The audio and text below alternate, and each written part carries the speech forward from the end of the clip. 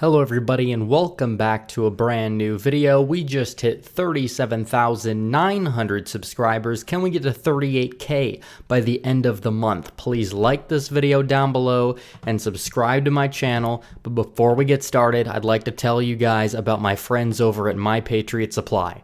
As Americans, we need to be prepared, and that includes avoiding the long lines of the grocery store by stacking up on disaster food supply, and there is no better disaster food kit than the ones over at American-made My Patriot Supply. Take action so you're ready for what's coming and save $100 on a 4-week emergency food kit when you go to my special website, preparewithredeagle.com. Those that know what's coming are preparing today. Go to preparewithredeagle.com. That's preparewithredeagle.com. And today we have to talk about a very, very key election, the primary runoff election that will be taking place between Jeff Sessions and Tommy Tuberville in the state of Alabama. Donald Trump is angering some of his own core base by coming out and endorsing Tuberville, and today, per Breitbart News and per Trump's Twitter account, he's told Jeff Sessions to drop out of Alabama's United States Senate race. This article talks about how Sessions hit Trump back on his Tuberville endorsement, where Trump said that Sessions could not be trusted after the recusal. Sessions hit back at Trump. He said, "Mr. President, Alabama can and does trust me, as do conservatives across the country. Perhaps you've forgotten. They trusted me when I stepped out, and I put that trust on the line for you." Trump then responded by attacking Sessions on his record as Attorney General, and he also responded by saying that he needs to drop out of the race and pray that liberal Doug Jones and the weak, pathetic puppet that he is needs to lose badly, and he says that Coach Tommy Tuberville will make a great senator. So obviously, Jeff Sessions had to hit back. He hit back with a couple of tweets, and it's kind of stirring a little bit of a civil war within conservatism, even in Trump's base, among some of Trump's core supporters for years now, that are a little bit turned off with what Trump has said about Jeff Sessions. Now, here's the deal. Tommy Tuberville, I have supported him in the past. However, and that was before Sessions ran, and I heard about Tuberville's stances on immigration and Tuberville's stances on amnesty. Illegal alien citizenship, he said it in the past. He's now trying to walk back the statements very little. He's still pushing things like mass immigration that's legal, H-1B visas, and this is at a time when America is in a crisis. We have 40 million people that are out of work, and immigration is an issue because obviously when you look at jobs and things like that, the jobs are going to be taken by people, and the people will eventually, if there's going to be more immigrants competing in the field, at the same time, it's going to cause a little bit of distress. Even polls have shown that more Hispanic Americans than white support a moratorium at the moment when it comes to immigration, mainly due to economic reasons, and Donald Trump has endorsed a candidate opposing his agenda on that. Personally, I can see why he did it, but at the same time, was it the best endorsement to make? I'm not entirely sure. I'm with Trump on the fact that Sessions betrayed him. I'm with Trump on the fact that Sessions was a terrible attorney general. Going after weed was absolutely, what's the point of that? It goes even against Trump's agenda.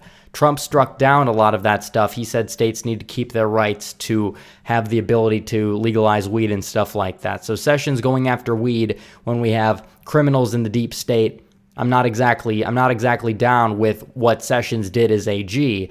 However, Trump did fire him, and Sessions would make a fairly good senator out of the state of Alabama, like he's made for, I guess, the past 30 years or so before 2016 when he's been in the United States Senate. He was one of the architects of the Trump agenda. He was the first sitting senator to come out and endorse Donald Trump. It helped him get a big boost early on and back in even 2015. This was even before the election year of 2016 when Trump just initially announced his run, because Sessions is tough. He's tough on immigration. I don't think he did a great job as Attorney General, but honestly, in the Senate, I think he would do much better than Tuberville, somebody who wants to give amnesty. Tuberville's one of these people that represents conservative ink. Sessions is one of the people that I would say is America first, especially on the issue of immigration. So that's kind of what we need right now, especially at a time when immigration will eventually give the Democrats a leg up on places like Texas and Florida and North Carolina.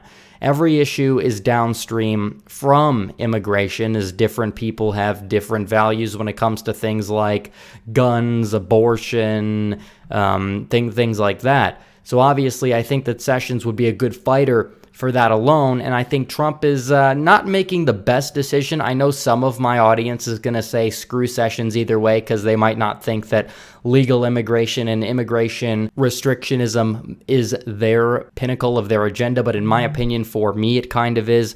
I would instruct more conservatives in Alabama to vote for Jeff Sessions. I think that he will make a great senator, even if it's just for one term. Ideally, I didn't want Sessions or Tuberville. I did kind of want Mo Brooks. However, Mo Brooks never ended up running for the Senate. So apparently we're stuck with Sessions versus Tuberville, and now it's causing a little bit of a civil war. You've had people like Ann Coulter, Pete Nebraska, criticize President Trump for his decision, but then you've had some other people, some of the more establishment Trump fans have been hitting back at them and have been supporting Tuberville. So either way, it looks like Tuberville's probably going to win the primary by 20 to 30 points because, again, a lot of the electorate in Alabama, it's over 65, it's boomers, and I'm not saying that it's a bad thing, but a lot of the, America First wing of the party, a lot of them are very, very young, Zoomers actually, people in my generation. So you kind of have that Civil War divide. And for the younger voters, the people that are looking to restrict immigration, like what Trump wanted to do, at a current time where we have 40 million people out of work, they're going to go for Sessions, but at the same time, the Trump endorsees, those are the people that love Trump the most are probably going to vote against Jeff Sessions strictly because he betrayed the president. And what we can see here now is the fact that Sessions will probably end up losing by 20 or 30 points. And as for amnesty goes, I think that as long as Trump is in office, I actually do think that Tuberville is going to be voting against amnesty.